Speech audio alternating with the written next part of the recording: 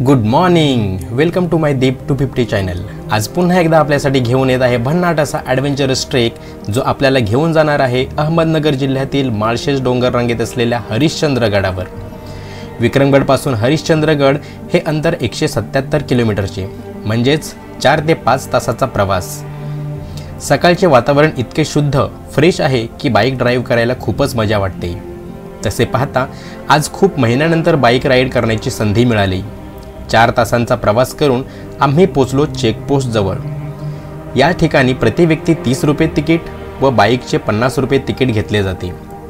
या चेकपोस्टपासून आपणास पाचनई गावात जायचे आहे, जे येथून 10 ते 12 किलोमीटर अंतरावर आहे। याच गावापासून हरिश्चंद्रगडाच्या ट्रेकिंगला सुरुवात होते। चेकपोस्टच्या अगदी मागच्या बाजूने पाहिल्यास आपणास भैरवगड दिसतो, पण आजचे आपले लक्ष हरिश्चंद्रगड आहे। पाचनई गावात पोचल्यावर प्रथम बाईक पार्क करून नाश्ता केला व निघालो ट्रेकिंगच्या दिशेने। आपणास समोर दिसत आहे ते भव्य असे हरिश्चंद्रगडाचे प्रवेशद्वार। वीकेंडमुळे गर्दी जास्त असण्याची शक्यता दिसत आहे। मित्रांनो, पाचनई गाव हे या ट्रेकिंगचा बेस पॉइंट आहे। या ठिकाणी फ्री पार्किंग, पेड पार्किंग, जेवणाची तसेच राहण्याची सुद्धा सोय आहे। त्यामुळे तुम्ही संध्याकाळी या गावात स्टे करून दुसऱ्या दिवशी सकाळीच ट्रेकिंगला सुरुवात करू शकता। हरिश्चंद्र किल्ला हा गिरिदुर्ग प्रकारातील आहे, ज्याची उंची जवळपास 4000 फूट उंच आहे। 3500 वर्षाहूनही प्राचीन असलेल्या चहूबाजूंनी नटलेल्या रौद्र भीषण कडेकपारींनी नैसर्गिक संरक्षण लाभलेल्या या हरिश्चंद्राचा उल्लेख प्राचीन अग्निपुराणात व मत्स्य पुराणातही आढळतो। थोडक्यात सांगायचे झाले तर हरिश्चंद्रगड म्हणजेच अहमदनगर जिल्ह्याचे महाबळेश्वर।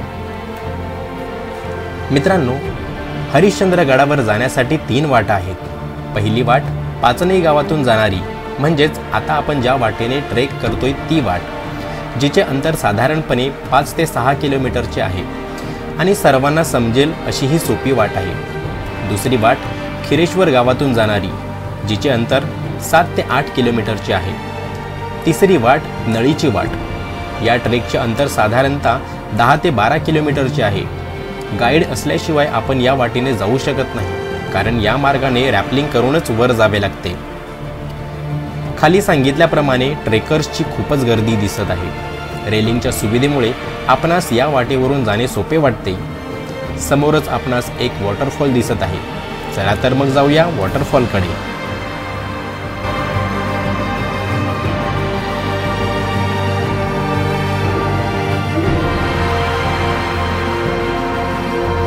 वॉटरफॉलच्या थोडं वरच्या बाजूला आल्यावर आपणास दिसतो तो लोखंडी पूल।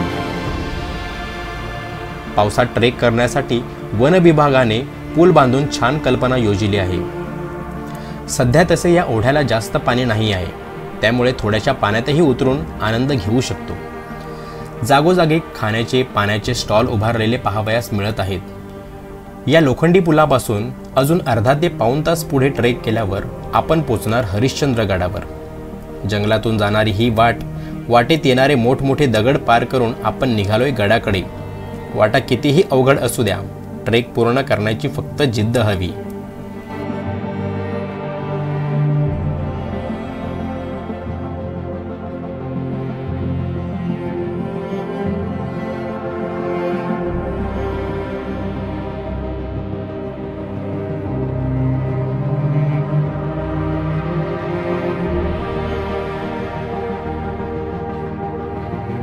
निसर्ग बघा मित्रांनो, ढग जणू काही डोंगरावरच उतरले आहेत। याच ठिकाणाहून थोड्याच अंतरावर आहे केदारेश्वर मंदिर, म्हणजेच आपण हरिश्चंद्रगडापासून थोड्याच अंतरावर आहोत।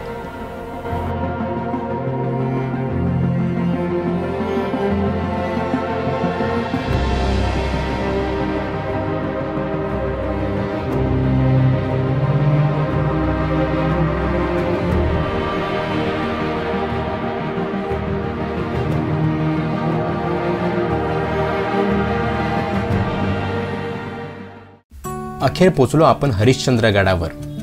समोर जे मंदिर दिसत आहे त्याला केदारेश्वर मंदिर किंवा हरिश्चंद्राचे मंदिर असेही म्हणतात। या गडाचा इतिहास कुतूहलजनक तर भूगोल हा विस्मयकारक आहे।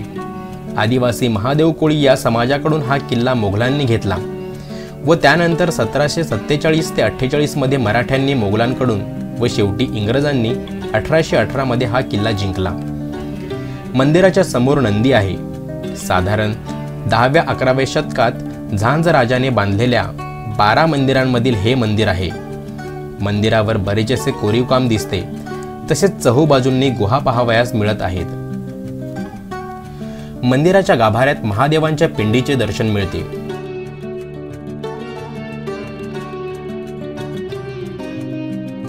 दर्शन घेऊन झाल्यावर मंदिराच्या मागे नंदीची मूर्ती पाहावयास मिळते। या ठिकाणी असणाऱ्या काही गुहा राहण्यासाठी योग्य आहेत, तर काही गुहांमध्ये पाणी आहे। मंदिराच्या मागे असणाऱ्या गुहेमध्ये एक चौथरा आहे। या चौथऱ्यात जमिनीखाली एक खोली आहे। यावर प्रचंड शिळा ठेवली आहे। याच खोलीत चांगदेव ऋषींनी 1400 वर्ष तप केले असे स्थानिक गावकरी सांगतात।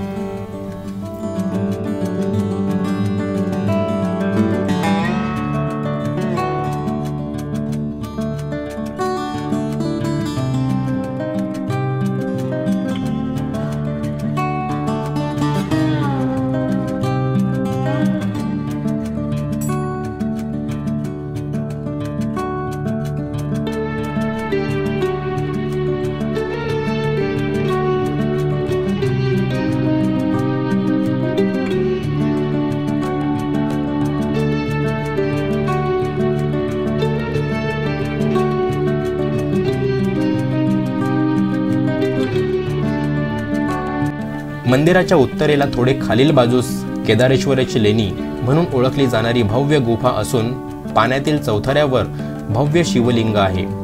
चौथऱ्याच्या 4 कोपऱ्यांवर छताला आधार देणारे खांब असून त्यांपैकी 3 खांब तुटलेले आहेत। असे म्हटले जाते की हा शेवटचा खांब कलियुगाचा आहे। तो जेव्हा पडेल तेव्हा संपूर्ण जगाचा नाश होईल।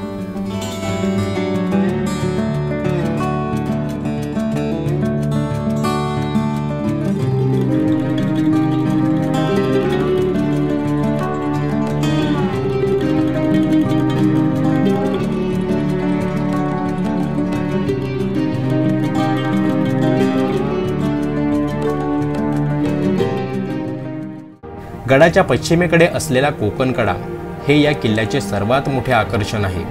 3000 फूट खाली कोसळणारा हा कडा मध्यभागी जवळजवळ 75 फूट अंतर्वक्र आहे। कड्याच्या माथ्यावर झोपूनच याचे विराट रूप पाहावे लागते। हा कडा महाराष्ट्रातील सर्वात उंच कडा असून रोमन लिपीतील यू या अक्षराच्या आकाराचा दिसतो। समोरून पाहिला तर नागाच्या फण्यासारखा दिसतो। अशा या कोकण कड्याला नक्कीच भेट दिली पाहिजे। तर मित्रांनो, आजच संपूर्ण दिवसभर खूप मजा केली, नवनवीन स्पॉट एक्सप्लोर केले। आता वेळ झाली आहे परतीच्या प्रवासाची। तर आजचा ट्रेक तुम्हाला कसा वाटला हे कमेंट करून नक्की सांगा। लाईक करा, शेअर करा आणि चॅनलवर नवीन असाल तर सबस्क्राईब करायला विसरू नका। पुन्हा भेटू एका नवीन ठिकाणी। तुर्तास गुड बाय।